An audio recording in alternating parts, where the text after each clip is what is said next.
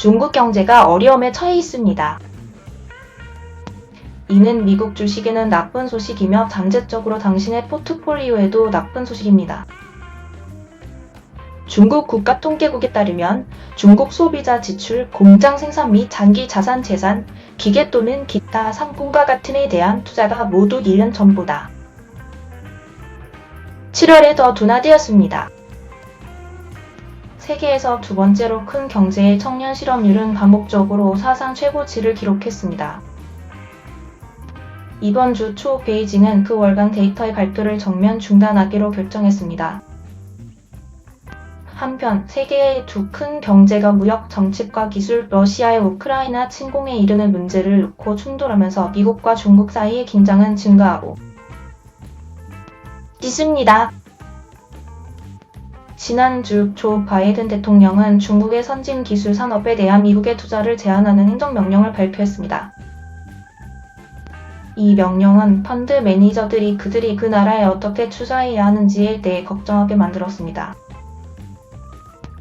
이와 별도로 의회위원회는 이달 초 안보 및 인권 문제로 미국 정부에 의해 블랙리스트에 오른 중국 기업에 투자하고 있는지를 조사하고 있다고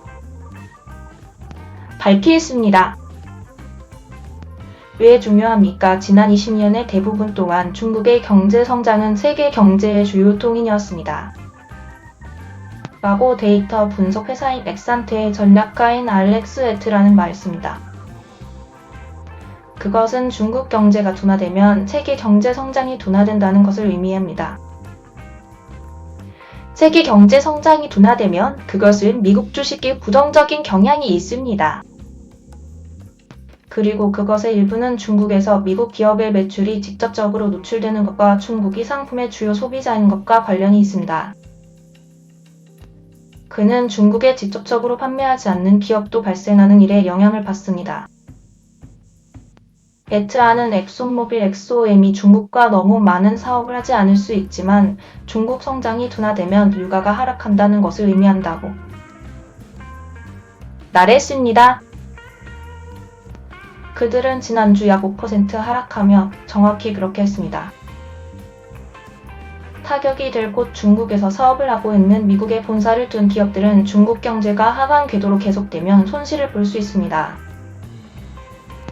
애플 AAP, 인텔 INTC, 포드 F, 테슬라 TSLA와 같은 기업들은 모두 중국과 큰 제조 관련 관계를 맺고 있습니다. 스타벅스, SBUX와 나이키, NK와 같은 다른 기업들은 중국 소비자들에게 의존합니다.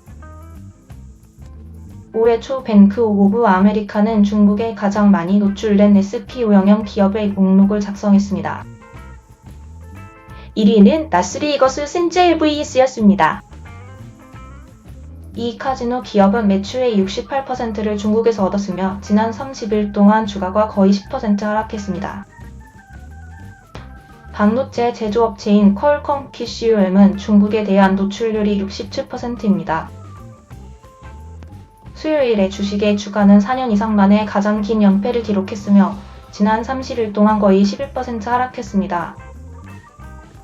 테슬라, 인텔, 엔비디아, NVDA, 윈 리조트인 및 MGM 리조트 NDM도 중국에 가장 많이 노출된 25개의 SP500 기업에 포함되었습니다.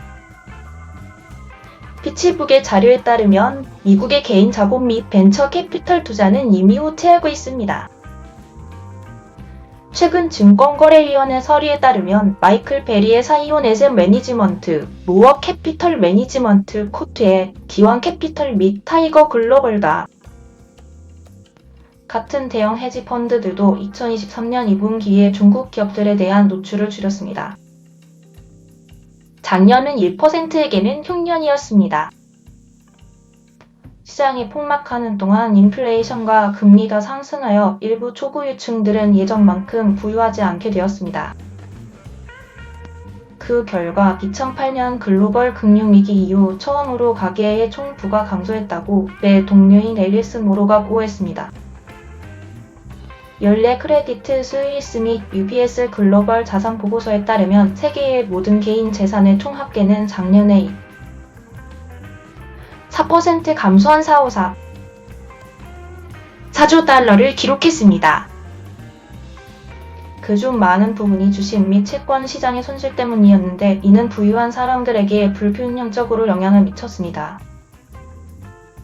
보고서는 이것이 반드시 나쁜 것은 아니라고 밝혔습니다. 그러나 최상위에 있는 부의 유출은 현재 세계가 2021년에 비해 350만 병의 백만장자가 적다는 것을 의미합니다. 그러나 백만장자들은 여전히 좋은 회사에 있습니다. 독일 슈퍼마켓 대기업인 알디는 이미 미국의 많은 부분에 영향을 미쳤고 이제는 남아하고 있습니다. 회사는 수요일에 이 지역에서 입지를 늘리기 위해 동남부에 있는 윈딕시와 가렌 식료품점들을 인수한다고 발표했습니다. 알디 유세이의 CEO 제이슨 하트는 CNN에 상당한 양의 윈딕시 매장과 하베이 매장을 앞으로 몇 년 동안 렌탈 형태로 전환할 것이라고 말했지만 알디가 인수하는 거의 400개의 윈딕시 매장 중 일부는 친숙한 적백색의 윈딕시 브랜드와 전통적인 매장 배치를 유지할 것입니다. 그것은 미국 전역으로 확장하려는 알디의 장기 계획의 일부로 이전에 2024년 말까지 2,400개의 매장을 목표로 120개의 새로운 매장을 열 것이라고 발표했습니다. 하트는 동부는 우리의 전국적인 성장 계획의 큰 부분입니다. 라고 말했습니다. 사실 그것은 이번 인수 이전에도 우리의 성장 계획의 초점이었습니다. 그래서 그것은 완벽한 종류의 요소들의 융합이었습니다.